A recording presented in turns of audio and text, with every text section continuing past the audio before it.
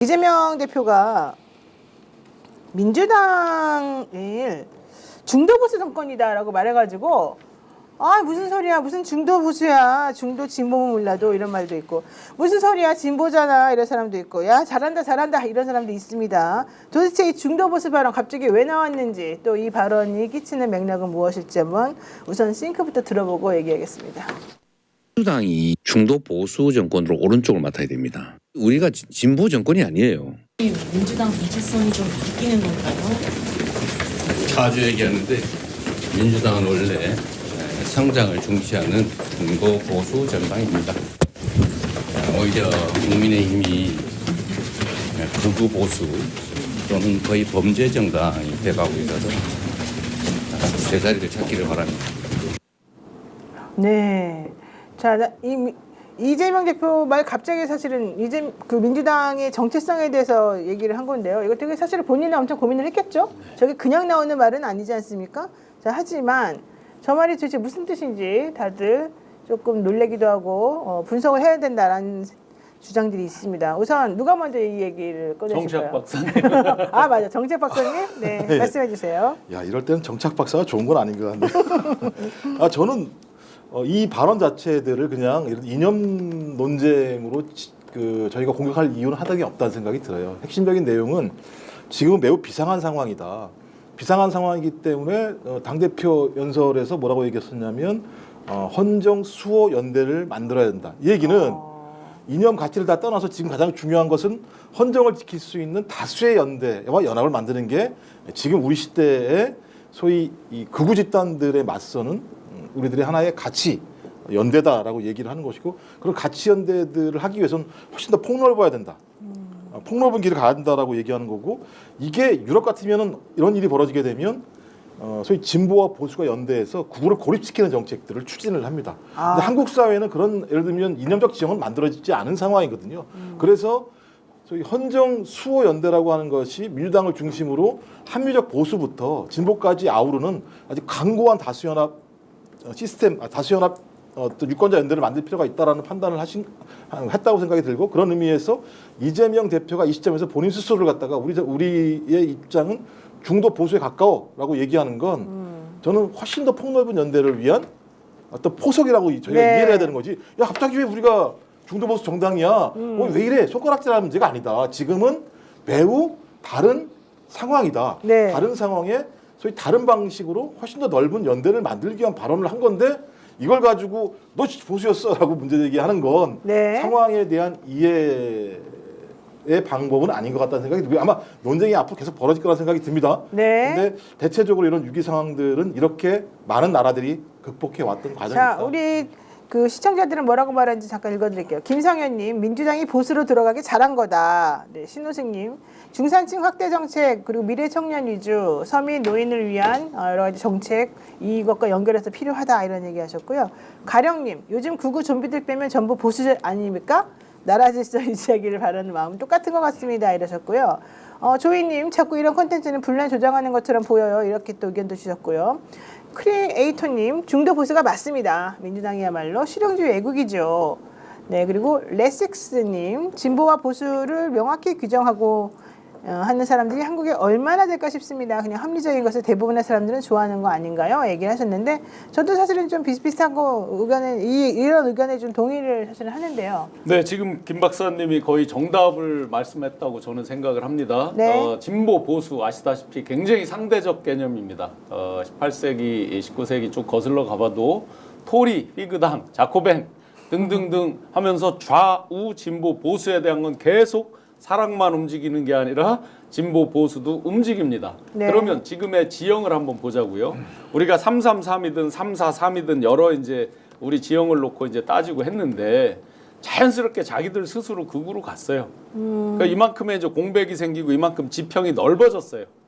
그만큼 이제 땅 따먹을 영토가 넓어졌죠. 그걸 왜 남하게 그냥 둘 이유가 뭐가 있습니까? 네. 정답은 민주당 당원 당규에 있습니다. 민주당 당원 당규와 미국의 민주당 당원 당규를 놓고 한번 비교해 보시면 미국의 공화당보다도 거꾸로 민주당이 아니라 공화당보다도 우리 대한민국의 민주당 당원 당규가 더 오른쪽에 있습니다. 이념적 스펙트럼과 여러 가지를 보면 네. 그러면 돌아와서 이재명 대표를 관통하는 단어를 하나로 대보라 이러면 저는 진보 보수 좌우가 아니고 실용이라고 생각을 합니다. 실용. 예. 그렇다고 보면 그 실용이라는 키워드를 놓고 나머지 정치적인 것에서의 진보 보수 그리고 어떤 우리가 액션 현장에 이어지는 정책적인 것에서의 실용 이 부분으로 놓고 보면 지금 이재명 대표가 이렇게 말하는 거 충분히 이해할 수 있는 지금 이렇게 넓어졌어 우리가 다 커버해야 된다. 굉장히 충분히 이해할 수 있는 워딩이라고 생각을 합니다. 그렇군요. 지금 김부겸 전 총리는 이렇게 말하네요. 근데 유구한 역사를 가진 민주당의 정체성을 혼자서 규정하는 것은 월권이다. 또 참여연대는 중도 표심 얻겠다고 서민 노동자를 지키겠다는 민주당의 본질을 망각하면 안 된다. 뭐 이런 얘기도 지금 하고 있는데 아무래도 이제 진보라고 생각하시는 그런 활동가들 내지는 뭐 그쪽에 있는 분들은 니네 진보인데 왜 자꾸 중도 내지는 보수로 들어가려 그래 이런 얘기를 하는 것 같고 또 보수 쪽에서는 야 우리한테 오면은 우리 표 깎아먹잖아 뭐 이런 얘기하는 것 같고 서로 좀 셈법이 다른 것 같아요.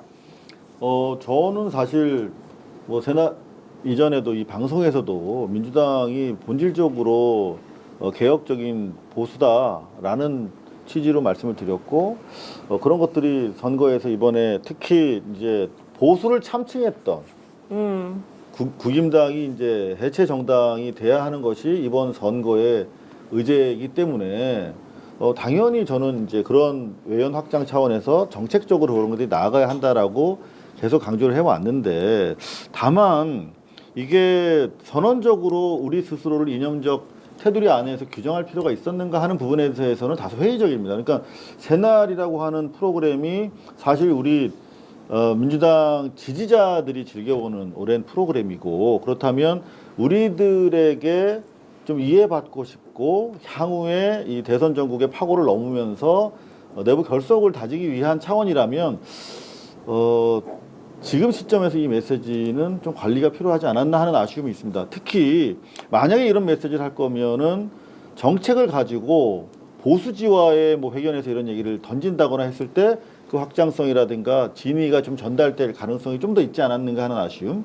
그리고 두 번째로는 선거 과정에서 정책적으로 사실 지금 현대 정치학에서 저는 국제 정치를 했기 때문에 국내 정치 잘 모릅니다. 그런데 국제 정치의 시점에서 보면은 지금 이념적으로 규정될 수 있는 정보는 없습니다. 지금 현대 정치에서 다 섞여 있어요. 어떤 정책을 보면 대단히 극우적인데 동시에 그 정권에서 대단히 극자적인 어떤 그런 것들이 공존한단 말이죠. 역사적으로 그랬지만 최근에 더 심화되고 있는데 정책적으로 우리가 그야말로 샤말레온처럼 흑묘백묘론을 제기하셨기 때문에 실용성 차원에서 그야말로 막 흔들면서 다양한 정책적 그 폭탄을 던져가지고 이것저것 막 분파된 이해 집단 모자이크처럼 갈라진 국민들 하나하나 이렇게 포섭해 나가는 것이 옳고 저들이 봤을 때 그래서 민주당은 이념적으로 어떻다라고 이렇게 평가할 수 있지만 사실은 선제적으로 이렇게 우리 스스로 울타리를 질 필요가 있었는가 하는 아쉬움 제기해 보겠습니다. 지금 베리님께서 그리고 이문지님께서 국민의힘이 극우로 가니까 민주당이 중도 보수로 가는 게 맞지 않겠습니까? 이런 얘기들을 하셨고 논란이 있을 게 도대체 뭐가 있습니까? 이 QKGKLELS님 모두가 국민을 위한 발언입니다. 이런 얘기 좀 해주시는 분들도 계시고요.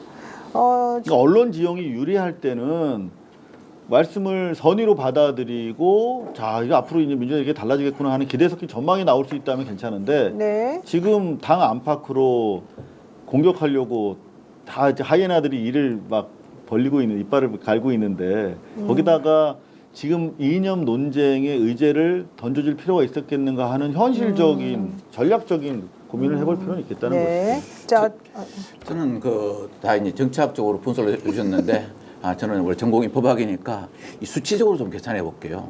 오늘 한동훈 전 대표의 책이 나왔어요. 제목이 벌써 나왔군요. 예, 국민이 우선이다. 근데 왜 제 눈에는 제목이 그걸로 뭐 다른 제목으로 보이더라고요. 당선이 우선이다. 이래 보이더라고요. 자, 이 정치는 있지 않습니까? 특히 대선 후보는 숨 쉬는 것조차 계산해 주신다 그럽니다. 제가 옛날에 어떤 대선 후보를 한번 봤는데요. 네. 우리 대선을 하게 되면 뭐 가서 뭐 오뎅도 먹고 어묵도 먹고 뭐 해장국도 먹지 않습니까? 이분이 딱 그래요. 나는 약간 나이가 들어서 이걸 잘못하면 흘리면은 내 나이 들은 것을 표현할 수 있으니까 해장국을 약간 식혀서 달라는 그런 대선 후보도 있어요. 미리 참모대로 조율을 하죠. 조율하는데 자 그러면은 이런 걸 갖다가 한번 수식으로 한번 계산해 볼까요?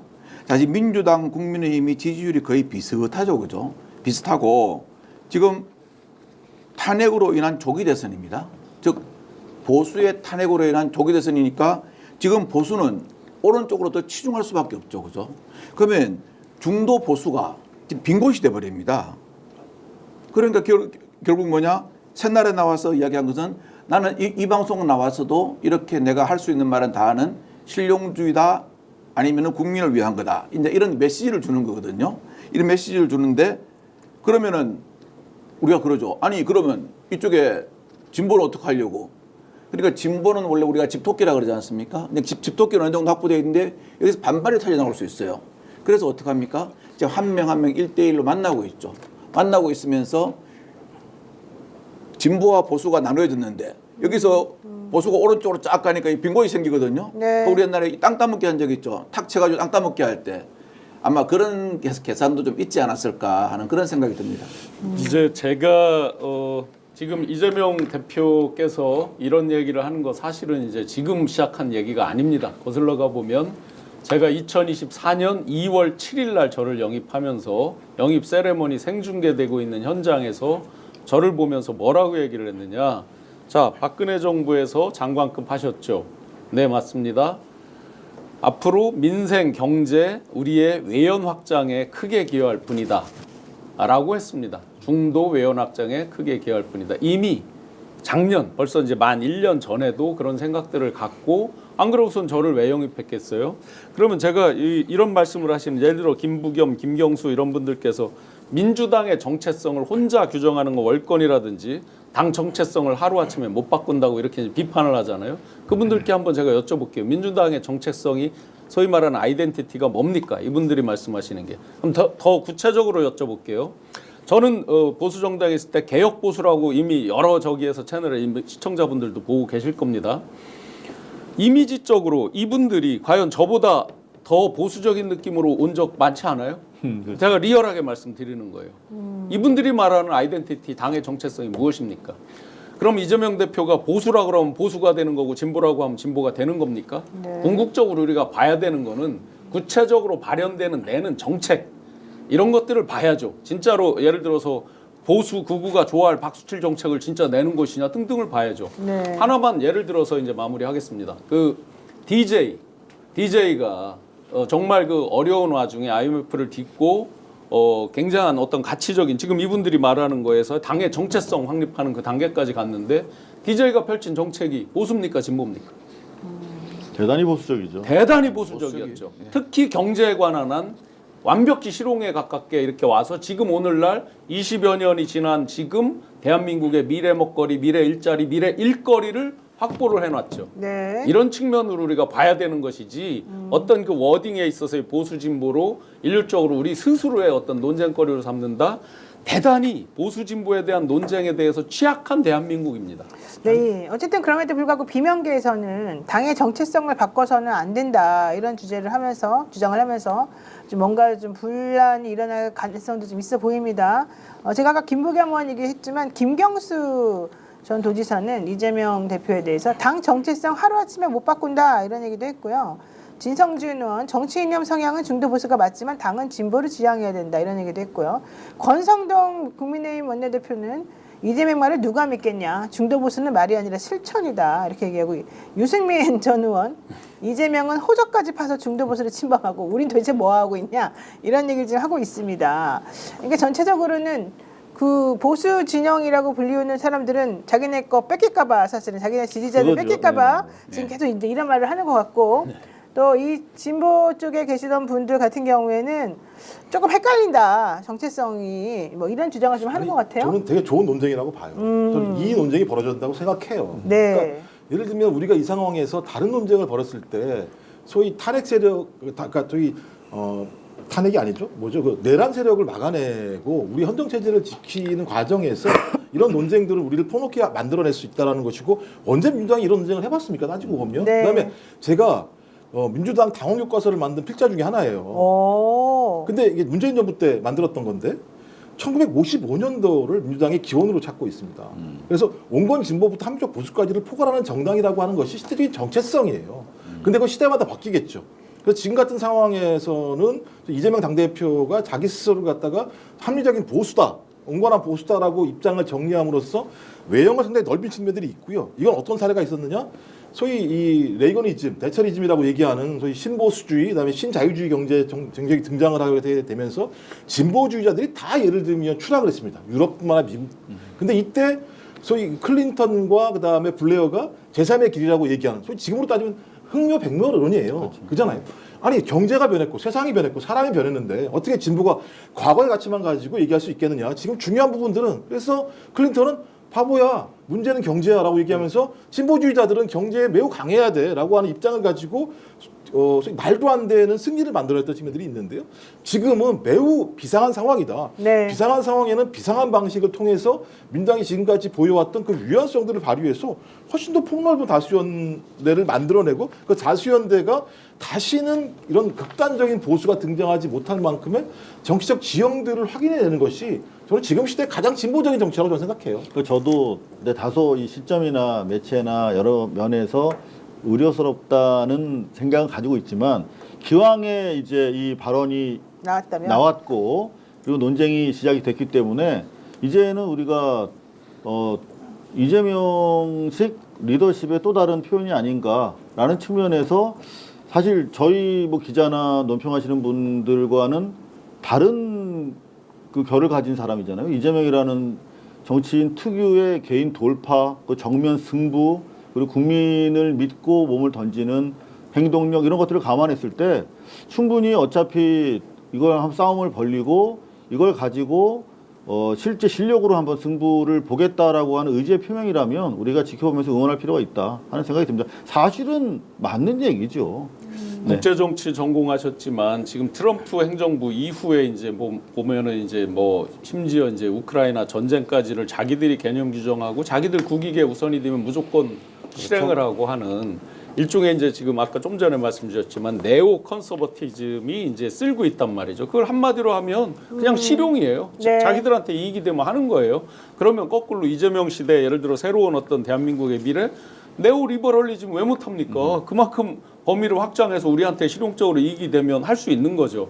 그런 면에서 어떤 새로운 시대로 가기 위한 아젠다를 던졌다. 이런 성격으로 이해를 해주시면 네. 훨씬 더 폭넓게 이해할 수 있을 것 같습니다. 이름 없음님, 이름 없다고님께서 민주당 중도 보수 정당 맞고 원래 그게 민주당의 자리였어야 했던 겁니다. 세상에 어느 나라 보수가 친외세 반민족주의를 표방합니까? 민주당이 중도 보수 민족주의 정당으로 가는 게 훨씬 맞죠. 이런 말씀하셨는데 저도 여기 이분 말씀에 동의하고 여러 패널분들 말씀 동의하고 사실 대한민국에 제대로 된 이념이라는 게 존재하고 있는가 여기서부터 저는 조금 우리가 반성해야 될 필요가 있고 특히 보수라고 자칭 보수라고 주장하는 분들 지금 현재 보수의 이름을 부끄럽게 만들어 놓지 않았냐.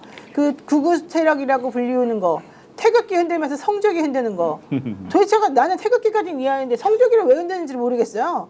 그걸 흔들면서 막 자랑스러워하고 자기네들의 표현 방식은 폭력이라고 주장하고 사람들에게 욕하고 저는 이런 식의 이 막무가내의 행동을 보수라는 이름으로 뭔가 해보려고 한다면 그건 정말 보수에게 부끄러운 일이다. 제대로 된 보수라면 그런 짓 절대 안 한다. 게다가 보수 정당이라고 하는 그 당의 의원들은 하루가 멀다 하고 맨날 법치주의를 파괴하고 헌재를 무시하고 법원을 지금 방화하는 것에 대해서 아무런 말도 안 하고 있고 이게 도대체 뭡니까? 게다가 법치주의 입만하면 법치주의 주장했던 그 대통령은 지금 뭐 하고 있습니까? 자기가 내란 일으켜가지고 대한민국에서 지금 제대로 된 이 상황을 지금 만들어내지 못했다는 것 때문에 지금 감옥에 갇혀 있고 탄핵이 될 위기에 있지 않습니까?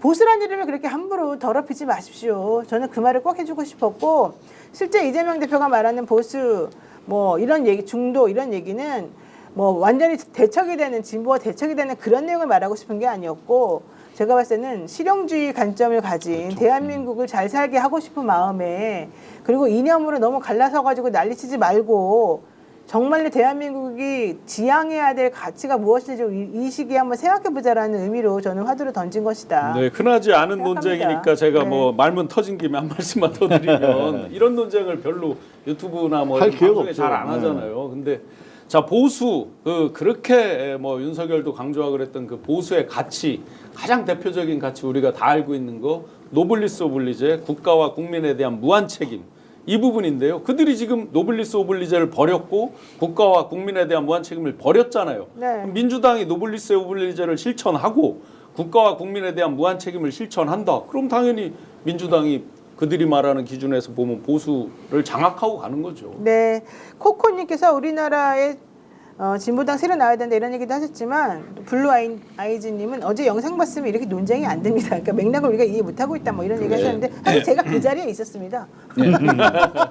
여러분들 다 아시겠지만 제가 그 자리에서 원래 방송하려고 하다가 이제 그래서 기다리고 지켜보고 있었기 때문에 그 맥락이 무엇인지 말하고자 하는 바가 무엇인지 우리 다 알고 있다고 생각하고요. 이거는 좀 생뚱맞은 질문이긴 한데 국제정치 전공하신 분이 도대체 누굽니까? 국제정치 전공하셨어요? 왜요? 아니 너무 안 그렇게 생겨가지고. 아유 왜요?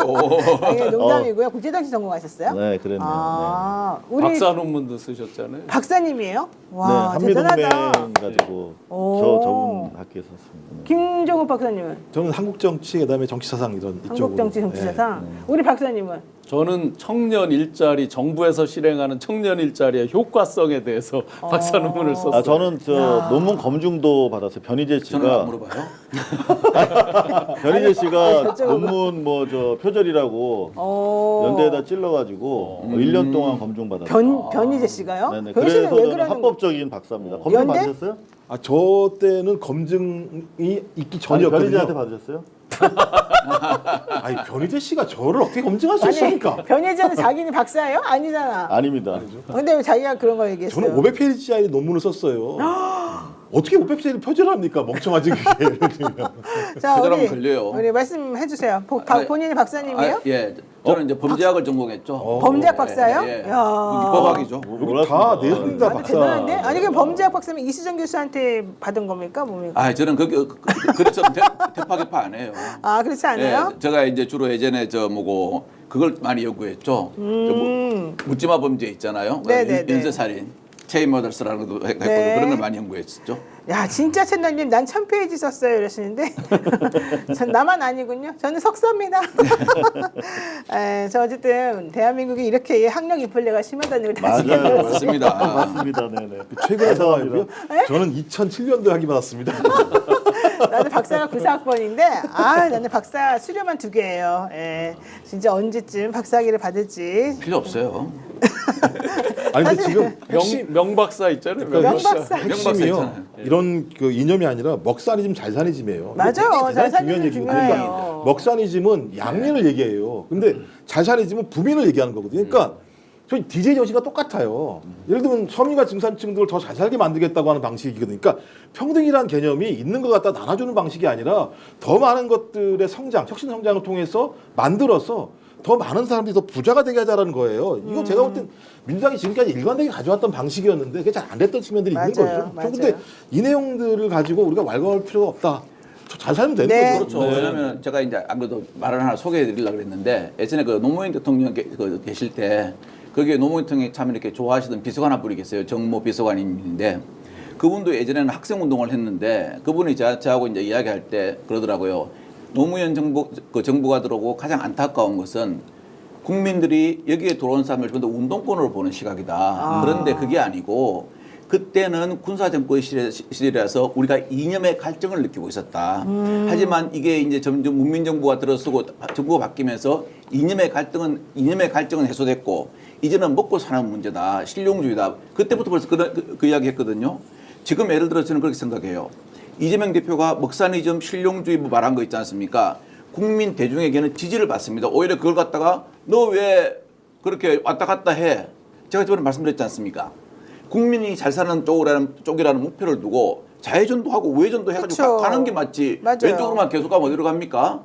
예, 저 어디고 저 대왕권에 빠져 죽습니다. 맞아요, 그렇기 때문에 맞아요. 지금은 그게 아니고 변화하는 세계라든가 변화하는 경제 환경에 유동적으로 변해야 돼요. 네, 맞습니다. 아니 길을 가다가 앞에 커다란 돌뿌리가 있는데 계속 직진만 하면 돌뿌리 맞아 죽으라는 네. 겁니까? 말도 안 되는 소리고 상황에 따라서 유용하게 가능한 것과 가능하지 않은 것, 먼저 해야 되는 것과 나중에 할 수 있는 것, 이런 여러 가지 것들을 종합적으로 판단해서 지금 급한 것부터 차근차근히 해결해 나가려는 그런 합리적인 그런 실용주의적인 정신이 대한민국에 필요하다. 우리 옛날에 왜 우리가 일본한테 그렇게 치욕을 당했습니까? 서방에 대한 이 문물 개방 같은 것들을 타이밍을 못 맞추고 계속해서 잘못된 쇄국주의에 빠져 있었던 것도 하나의 원인이 아니겠습니까? 저는 그런 의미에서 뭐 중도다 보수다 뭐 다 듣기 싫고 다 싫고 그냥 대한민국 좀 잘 살게 했으면 좋겠고 우리 자영업자들 다시 좀 돌아왔으면 좋겠고 불 꺼진 가게들 다시 불 좀 켜고 거리에 사람들 좀 많아졌으면 좋겠고 희망을 좀 가졌으면 좋겠다. 진짜 먹고 사는 문제 좀 해결해주고 잘 사는 나라가 되게 해달라. 저는 그러면 아무나 다 좋다. 이 얘기 좀 하고 싶습니다.